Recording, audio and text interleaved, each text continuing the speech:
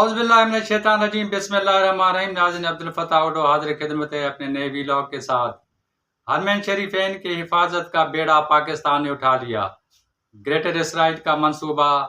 तबाह हो गया। आज हम इस मौजू पे बात करेंगे। पाकिस्तान और सऊदी अरब के दरमियान एक मुआहदा तय हुआ है, खासतौर पर जो दिफाई मुआहदा है, जिसके तहत अगर किसी भी मुल्क पर हमला किया जाता है तो उसका जो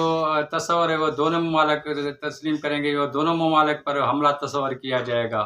अब यहाँ पर सूरत हाल ये है कि इस माहदे की इस वक्त ज़रूरत क्यों पेश आई और ये माहदा क्या पहले भी हो रहा था और पाकिस्तान को क्या फ़ायदा पड़ेगा, और ये जो माहदा है ख़ास तौर पे इसराइल और हिंदुस्तान की आंख में कितना चुभ रहा है और इसके जो क्या दूर नतीजे सामने आएंगे। देखें, इस वक्त जो सऊदी अरब है उसको अगर खतरा है तो वो किससे है? सबसे बड़ा खतरा तो उसको इसराइल से भी है और दूसरा जो खतरा है उसको यमन से खतरा है, क्योंकि यमन के जो हूसी बागी हैं वो आए दिन कभी न कभी जो है सऊदी अरब पे हमला करते हैं और उनके जो बहरी रास्ता है उस पर जो खास तौर पर एक दूसरे के खिलाफ जो है वो तकरीबन इसे समझे कि जंग की सूरत हाल पैदा रहती है। और दूसरी जानिब जो है ग्रेटर इसराइल का जो ख्वाब है, जो इसराइल का पुराना देरीना ख्वाब है, उस पूरा करने के लिए वो चाहते हैं कि वो सऊदी अरब के कुछ हिस्से जो ग्रेटर इसराइल में शामिल करना चाहते हैं। अब यहाँ पर जो है यमन के जो हूसी बागी हैं, अगर ये मुआहदा हो जाता है तो उनको काफ़ी तौर पर जो है वो ज़ाहिर-सी बात है, अगर वो सऊदी अरब पे हमला करेंगे तो ज़ाहिर-सी बात है पाकिस्तान दिफ़ा में आएगा और दिफ़ा के बाद जो है वो जवाबी कार्रवाई करेगा। जिसके बाद अब ये सवाल पैदा होता है कि क्या इसके जो यमन के जो हूसी बागी हैं, जिनके ज़्यादातर जो करीबी रवाबित हैं या करीबी ताल्लुकात हैं, वो ईरान के साथ हैं, तो इस माहदे के बाद क्या उनके ताल्लुकात पाकिस्तान और ईरान के वो कहाँ तक पहुँच जाएंगे, और अगर पाकिस्तान जवाब देता है तो इन ममालिक के दरमियान क्या तक जो है वो ताल्लुकात ख़राब या बेहतर हो सकते हैं।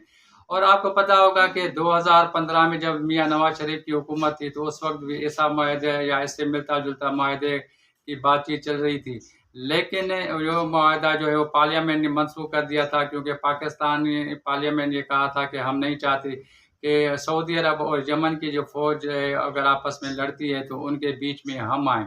इस वक्त ऐसे माहदे से जो आँख में जो चुभता है वो ज़्यादातर अगर बात की जाए तो वो इसराइल को भी चुभता है, इंडिया को भी चुभता है। क्योंकि अगर इंडिया पाकिस्तान पे हमला करता है तो ये ऐसे समझिए कि ना सिर्फ़ पाकिस्तान पे हमला करता है हिंदुस्तान, बल्कि ऐसे तस्वर किया जाएगा जैसे वो उन्होंने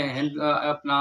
सऊदी अरब पर भी हमला किया है। तो ज़ाहिर-सी बात है सऊदी अरब भी इसका जवाब देगा। वो किस तरीके देगा, सिफ़ारती ताल्लुकात ख़त्म करके देगा या उसमें जो है दिफ़ाई हिसाब से भी जवाब देगा, और भी दीगर जो अवामिल हैं जिसके नतीजे में वो जवाब दे सकता है।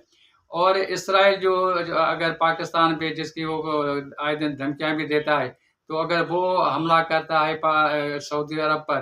तो या पाकिस्तान पर, तो ये दोनों ममालिक मिलकर जो है उसका मुँह तोड़ जवाब भी देंगे। और ये पाकिस्तान इस वक्त जो एटमी ताकत है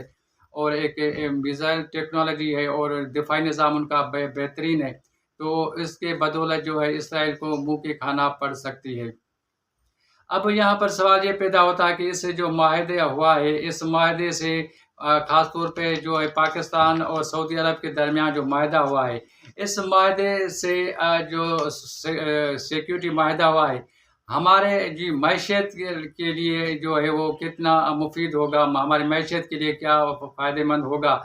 और क्या सरमायाकारी होगी या नहीं होगी, और इसके दरमियान जो है कोई नौकरियाँ वग़ैरह भी मिल सकेंगी या नहीं। क्योंकि अगर एक दिफाई निज़ाम होता है तो ज़ाहिर-सी बात है कि पाकिस्तान को कुछ मैशी हिसाब से भी कुछ न कुछ मिलने की उम्मीदें भी हो चली हैं। जिससे जो है बहुत सारे जो बेरोज़गारी का भी ख़ात्मा हो सकता है और जो एक समझिए कि बड़े सरमायाकारी जो पाकिस्तान में भी आ सकती है सऊदी अरब की जानिब से। जैसे सरमायाकारी जो है सऊदी अरब ने और अमेरिका के साथ किया था। तो इस वक़्त जो ये माहदा हो रहा है और हम ज़ाहिर-सी बात है हरमैन शरीफ़ैन की जो हिफ़ाज़त है, ना सिर्फ़ पाकिस्तान बल्कि उम्मत मुसलमा का हर जो कलमा पढ़ने वाला है हज़रत मोहम्मद मुस्तफ़ा सल्लल्लाहु अलैहि वसल्लम पर, वो यही चाहता है कि हरमैन शरीफ़ैन की हिफ़ाज़त का उनकी जो है अपनी जान से ज़्यादा उनको अज़ीज़ है और वो उनकी जान से बढ़कर जो है वो हरमैन शरीफ़ैन की हिफ़ाज़त करेंगे।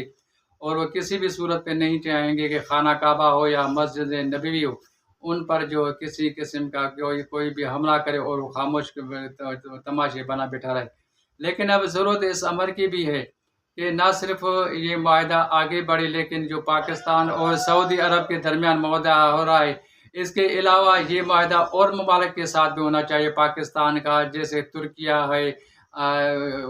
بحرین ہے، قطر ہے. اگر یہ سارا ایک بلاک ہو جاتے ہیں، جیسے نیٹو کے ممالک پر کسی ایک ملک پر حملہ کیا جاتا ہے تو آرٹیکل 5 کے تحت وہ جو نیٹو کے ممالک پر کوئی حملہ کرتا ہے تو سارے ممالک مل کر ان پر حملہ کرتے ہیں، ان کو جواب دیتے ہیں. تو اسی طریقے سے اگر پاکستان بھی اسی قسم کا کوئی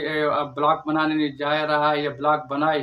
تو یہ ایک دورس نتائج ہوں گے. یہ جو معاہدہ ہوا ہے پاکستان اور سعودی عرب کا، اس کے جو اہم جو ہے وہ آنے والے دنوں میں بہت ہی اچھے جو فوائد ہوں گے اور مفید جو ہے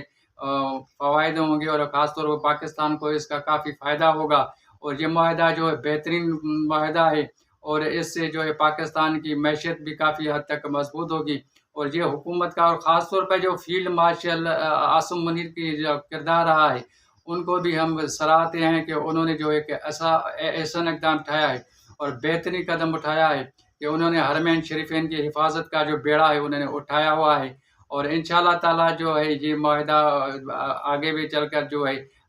دور اس سے نتائج ہوں گے. تو میں آپ سے اجازت لینے سے گزارش کروں گا کہ آپ ہمارے جو یوٹیوب چینل ہے نہ صرف اس کو لائک کریں، سبسکرائب کریں، بلکہ اپنی قیمتی رائے سے بھی ضرور آگاہ کریں. اور یہ جو معاہدہ ہوا ہے اب یہ آنکھ میں چبھ رہا ہے اسرائیل کو بھی اور ہندوستان کو بھی. آئندہ ولاگ تک عبدالفتاح کو دیجیے اجازت. اللہ نگہبان.